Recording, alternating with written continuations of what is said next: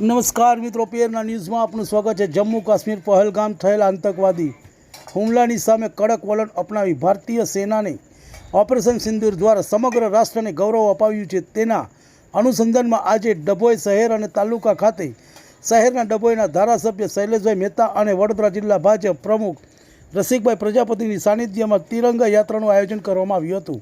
Report Mahendra Vasava. તમને અમારા સમાચાર પસંદ આવ્યા હોય તો like, share, bell icon, comment અને સબસ્ક્રાઈબ કરો।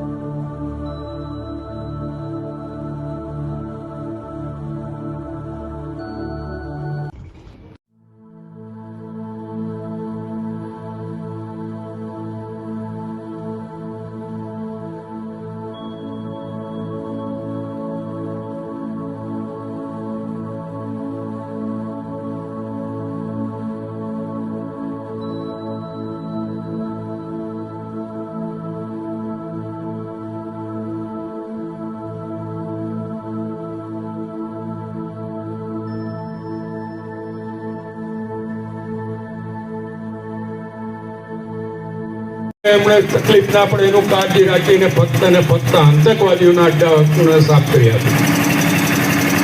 100 જેટલા આતંકવાદીઓનો સફાયો થયો।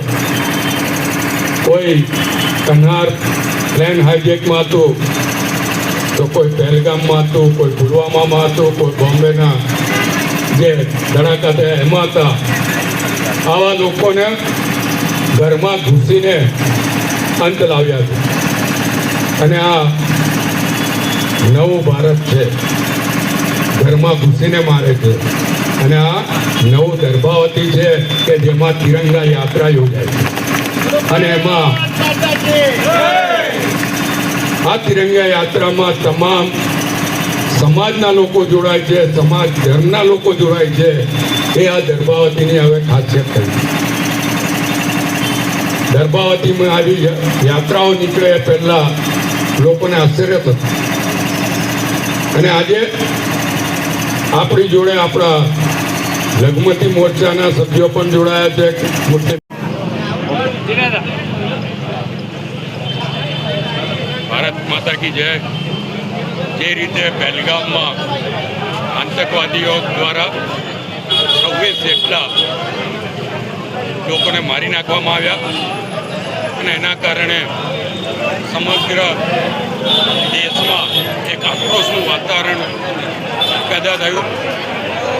મારતી વખતે એક બહેનને આતંકવાદીએ કહ્યું હતું કે જાકે મોદી કો બતા દેના। અને બરાબર 15 દિવસ પછી આપણી સેનાએ પાકિસ્તાનમાં ઘૂસીને આતંકવાદીઓના અડ્ડા નેસ્તનાબૂદ કર્યા। 100 જેટલા આતંકવાદીઓનો સફાયો કર્યો।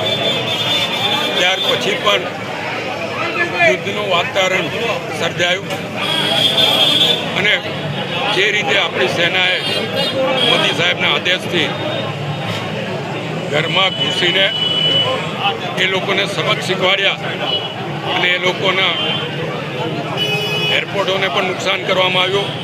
જ્યાં જ્યાં આતંકવાદીઓને શરણ આપવામાં આવ્યું હતું ત્યાં સમગ્ર ઠેકાણે બોમ્બ બાઇન્ડિંગ કરીને એમના અડ્ડાઓનો નાશ કરવામાં આવ્યો અને દેશ પાકિસ્તાને ઘૂંટણીએ પડવાની ફરજ પડી. અને જ્યારે આજે આખો દેશ મોદી સાહેબ પર, સરકાર પર અને દેશની ત્રણેય સેનાઓ પર ગર્વ અનુભવી રહે છે, એના ટેકામાં ઠેર ઠેર તિરંગા યાત્રા યોજાઈ રહી છે. કોઈ ધર્મના કે જ્ઞાતિના કે પક્ષોના ભેદભાવ વગર તમામ લોકો આ યાત્રાઓમાં જોડાય છે. આજે દરબાવતી નગરીમાં પણ તિરંગા યાત્રા યોજાઈ. મોટી સંખ્યામાં લોકો આ યાત્રામાં જોડાયા અને આ યાત્રામાં હિન્દુ, મુસ્લિમ સહિત તમામ લોકો એક સાથે તિરંગા ઝંડાની નીચે આ યાત્રામાં જોડાયા. હું તમામને અભિનંદન આપું છું, શુભેચ્છા પાઠવું છું અને મોદી સાહેબને એક મેસેજ કે સમગ્ર દેશની સાથે સાથે દરબાવતી નગરી પણ તમારી જોડે છે. આ તિરંગા યાત્રામાં ખાસ અમારા જિલ્લાના નવનિયુક્ત પ્રમુખ રસિકભાઈ પ્રજાપતિ પણ જોડાયા છે, સાથે નગરપાલિકાના પ્રમુખ, નગરના ભાજપા પ્રમુખ, તાલુકાના ભાજપા પ્રમુખ, જિલ્લાના મહામંત્રી સહિત ભારતીય જનતા પક્ષના આગેવાનો અને ચૂંટાયેલા પ્રતિનિધિઓ તેમજ તમામ સંપ્રદાયના લોકો પણ જોડાયા. વિશેષ કરીને સ્વામિનારાયણના સંત પુરાણી સ્વામીના આશીર્વાદ પ્રાપ્ત થયા, બ્રહ્માકુળીની બહેનોના આશીર્વાદ પ્રાપ્ત થયા. આ તમામને હું આભાર પણ માનું છું અને અભિનંદન આપું છું.